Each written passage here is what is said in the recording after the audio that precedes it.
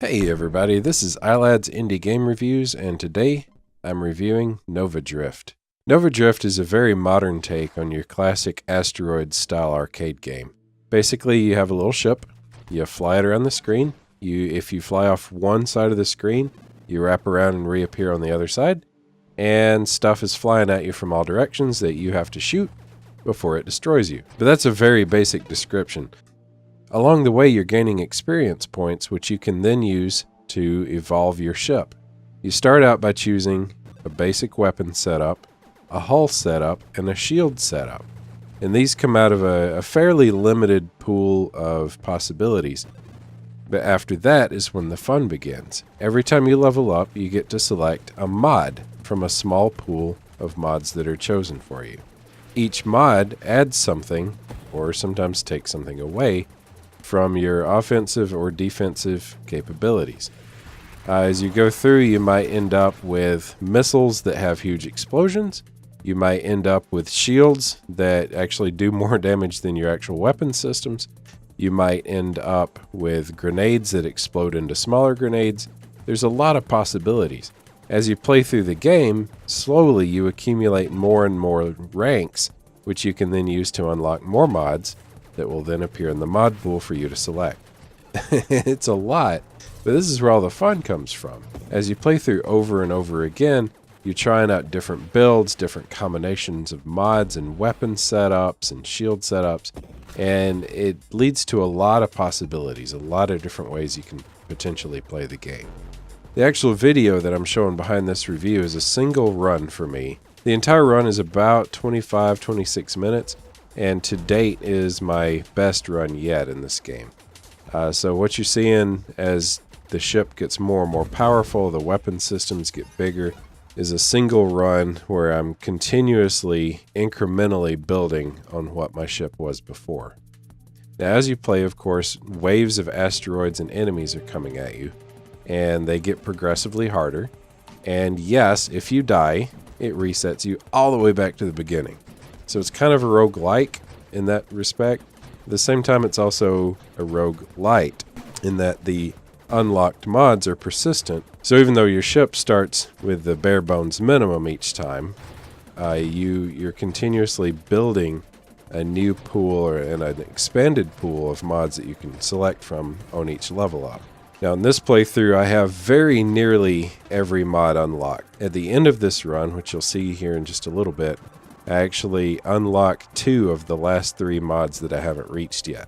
But the developer is making updates to the game as it gets closer to the release date that include additional mods. So a couple of weeks ago, I had all the mods unlocked.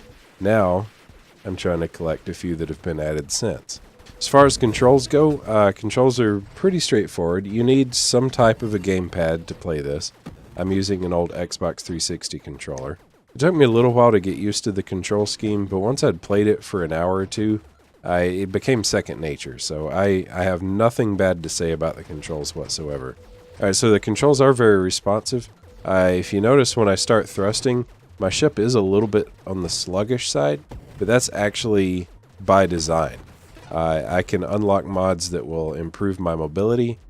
Really, even though my ship doesn't look super agile, it could be much better than it is if I selected those mods. As you can see, the graphic style is very heavily stylized. There's not a whole lot of detail going on. I have to say I really like the aesthetic. I'm too busy focused on the action of the game to really pay attention to detail anyway, and if there was a lot of detail, for example, if the ships were meant to be photorealistic, or were even if they were just fully fleshed out 3D models, I think that would be more distracting than anything else. So I really love the graphic choices that they made for this game. I think it works really, really well, and it's aesthetically pleasing at the same time with the colors and lights going on. As far as sound design goes, I love the soundtrack. It's a fantastic soundtrack. I don't often get the chance to fully appreciate it because I am so caught up in not blowing up, but it's great. The sound effects that come from enemies are very informative, even if an enemy is off screen or is somewhat obscured by explosions. I can still pretty well tell what's about to happen. by listening carefully to the sounds that are going on. That's a really nice touch. That helps a whole lot. A lot of games of this type I would actually play without headphones half the time. This game I have to have the headphones on so that I can fully appreciate the game and understand what's going on in the combat. Now, this is primarily an arcade style game. This is not a game with a storyline. Whether there will be a story added at some point in the future, I can't really speculate. I did notice that the Steam store page mentions a campaign mode as opposed to an endless mode. And currently, if there is a difference in the menus for which mode you're in, I haven't seen it yet. I'm thinking that might indicate that there's a campaign mode with some kind of a story coming up, but I really have no idea. It doesn't need one. It's incredibly addictive and fun without any kind of a narrative going on, so actually I'm really happy with it the way it is. As far as fun factor goes, it's amazing. I don't know what to tell you. I keep coming back to this. I may play something else for a few days and not really touch Nova Drift, but then when I have a half hour and I just want to chill out and do something to kind of get my mind off things, this is a fantastic way of doing that. I get so caught up in it. It's really hard to actually get me to put it down. As short as the play sessions are, every single time I'm like, oh, I just got to play one more, and I hate to put it down. This is a fun game. I guess this is as good a place as any to mention that I did receive the game for free from the developer, but not in exchange for any kind of positive review or anything like that. There was no understanding that I owed them anything in exchange for this game. So when I tell you that the game is fun and that I keep coming back to it and I keep playing the heck out of it, I want you to understand it's because it is. And I guess to sum everything up, I love this game. I've said that a few times now.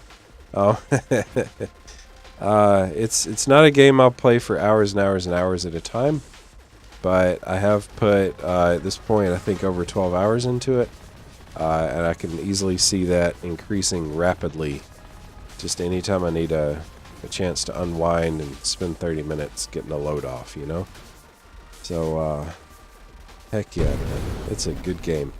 I hope you check it out. The release date, I think, is set for March 2019. So, you know, hopefully they'll make that deadline, and hopefully you'll have a look at it and enjoy it as much as I did. Anyway, thank you so much for watching. I'm going to let the last few minutes of my run kind of play out here.